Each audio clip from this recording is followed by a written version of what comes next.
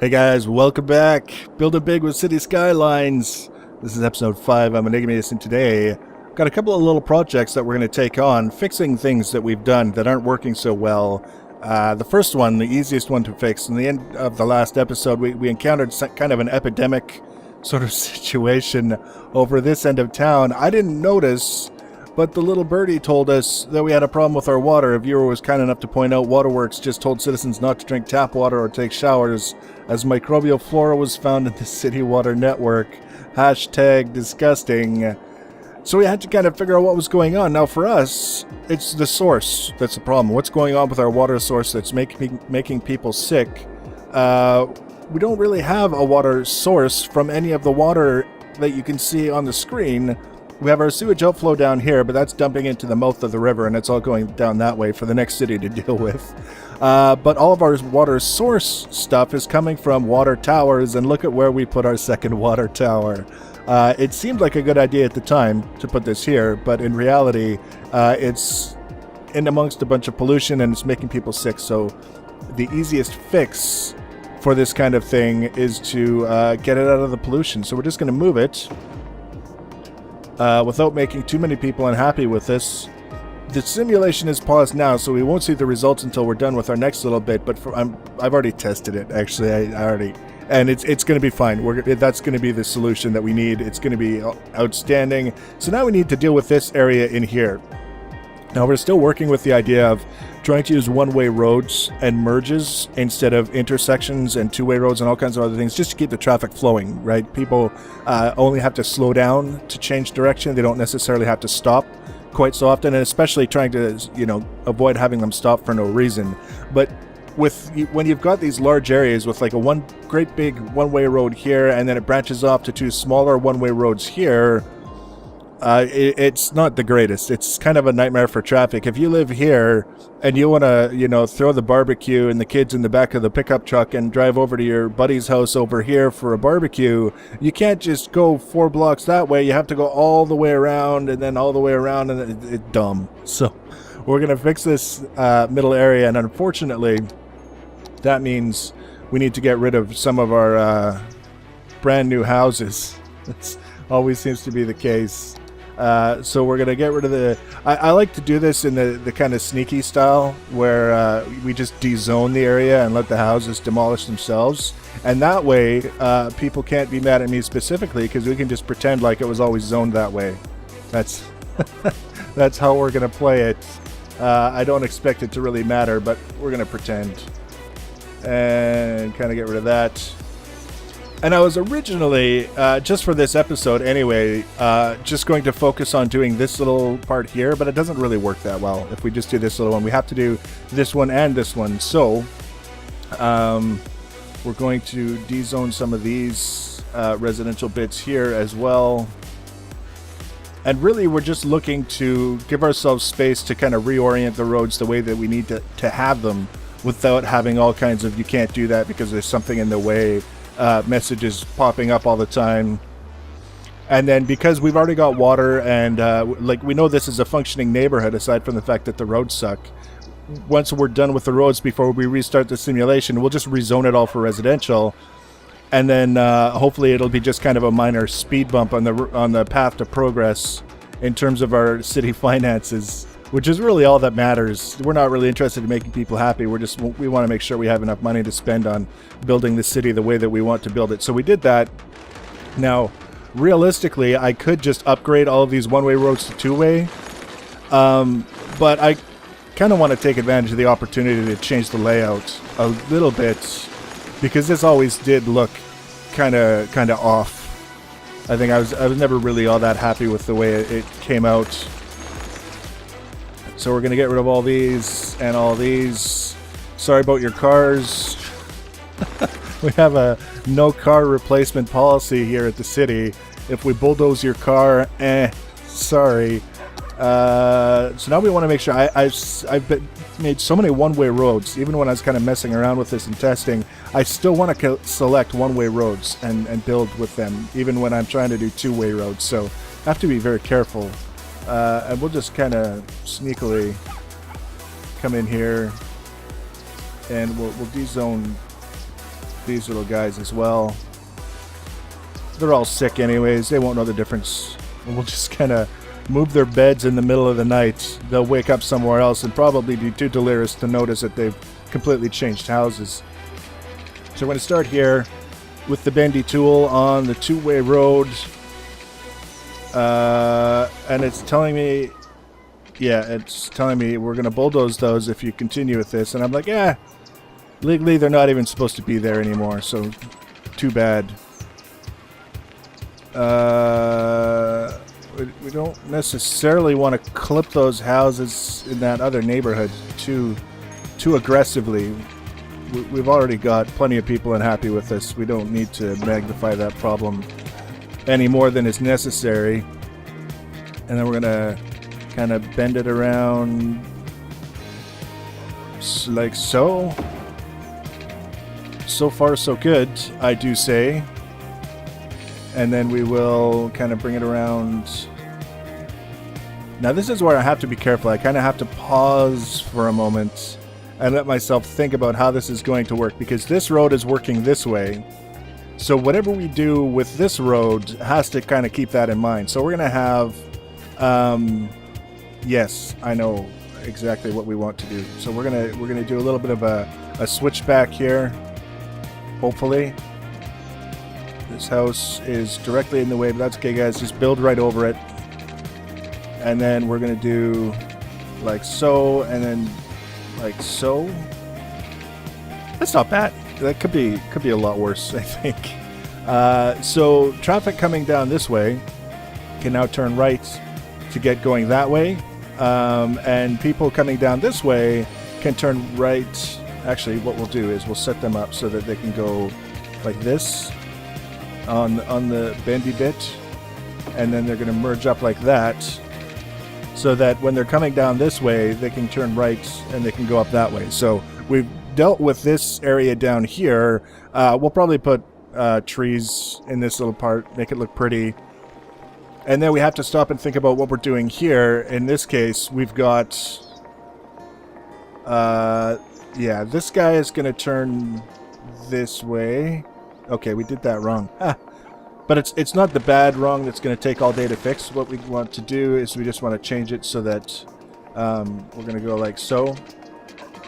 And then people who are turning right onto this big one-way road can do that, and they will merge like that. And then people who want to go onto this from here will just do like this. And a little bit of a bendy. No, that's too much of a bendy.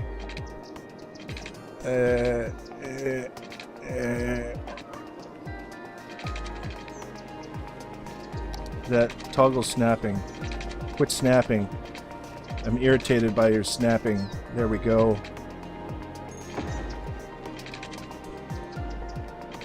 There. I think that's gonna mostly work. So we have the one way here coming one way if you want to go that way, and then if you want to go this way, you can turn that way. If you really want to go all the way around this way and then turn around like 135 degrees and go that way, legally you can, but you're probably not thinking too clearly, because that's sort of dumb. So now what we want to do is we want to have a way to get into this area here in the middle, because otherwise it's just a great big waste of space. And I think the best way to do that would be, I kind of want to build it off here, but at the same time, I also have this inclination to build it up this way. Let's do that. I think we'll get better use out of what we've got if we just kind of build it off this way. So it's basically the same thing. And the whole idea, for me anyways, is that I wanted to keep it simple enough that I could duplicate this elsewhere in the city as we expand, and it will work well to keep the traffic under control. But at the same time, you know, not kind of skimp on the functionality. We actually want this thing to work. Not enough money. How the hell did we bankrupt ourselves on this crap? Alright, there's only one solution for that. That guy, he's sick, and he's just had an entire new road system built in front of his house. He's very unhappy with us. Alright, we're just going to pretend like all of this was done on purpose. We're going to let this go. And I think any time that we have to stop and wait for more money is a good opportunity to take a break. We're gonna let people build there and start paying taxes, and then the next episode we'll demolish their houses and finish the project. So let's just kind of start it up. How did those de-zone practically the second I started the simulation? So the illness is going away practically instantly. These houses here should start disappearing because these were the ones that we de-zoned. We'll kind of get rid of that. Residential demand is moderate. We have no commercial or industrial demand. What are these people saying? They have no what? Low density residential, primrose residents. Uneducated people, educated people. Let's speed this up. Performs better at high speeds. So we got some houses coming in. Our income is increasing. We're back on the grow with the income. The population is kind of a bunch of people left and then they all came back. They found out that we've done a slightly better job with the traffic. All kinds of places are upgrading, which is nice to hear. Residential demand demand for everything is low, which is maybe not necessarily a bad thing.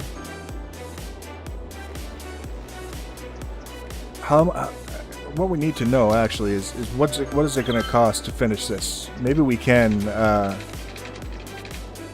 sort of finish this off before we call it a day.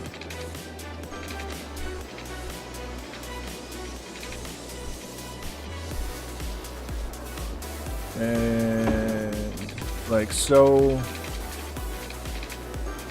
This is actually, this is a lot easier with the snapping turned off, I have to say. And wait.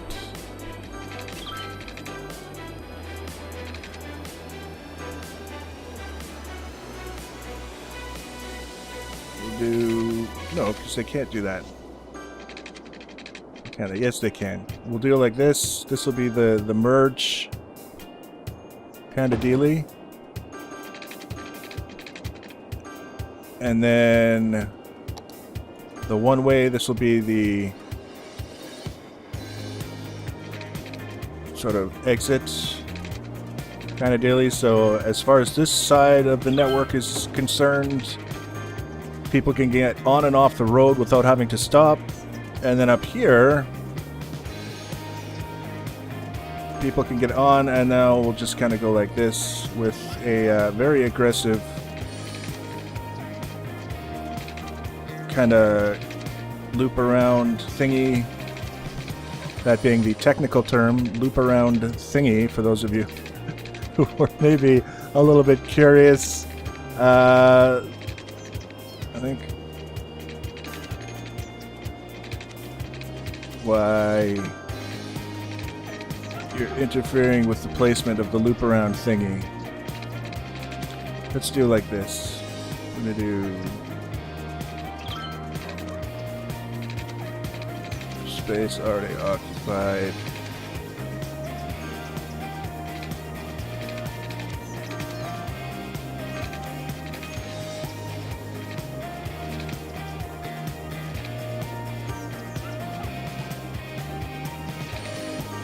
Power? Are we really out of... Wow, all of a sudden we started making money. Ha! Okay. Let's just take a moment. Silent reflection. How much for one of these guys? Oh, reach population of 50 more people and we'll be able to get the advanced. So we'll wait for that. These people are complaining that they have no power. I'm saying hang on just a little bit longer while we try and figure this out.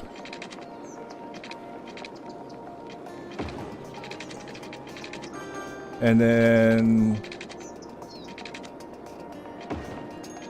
like so. And then we will zone All of these goodies. 23.97.98. There we go. So we got all kinds of fun stuff we can do next episode. I tricked you. We almost ended it early, so we can upgrade some of our power, or at least start using these instead of the other wind turbines as we need more. We can start setting up transit if we wanted to, which will continue to help our traffic issues. We will have the highways that we can use to upgrade our traffic circle. And also over here, just very quickly, we're going to upgrade the traffic circle here. We're going to clear this out. Let's do that right now. Sorry, guys. I thought we were clear, that you guys are done. And we're going to fix this, and then we're going to extend some roadways down this way so that we can actually make use of our commercial area without shutting ourselves out from the rest of the area down here. And I think that'll be kind of a good scenario. So if you want to be notified when I add that next video, the easiest way to do that is to subscribe to my channel. You can also follow me on social media for notifications. Links for that are always in the information section below the video. Please leave your comments and feedback. Thanks for watching, guys, and take care.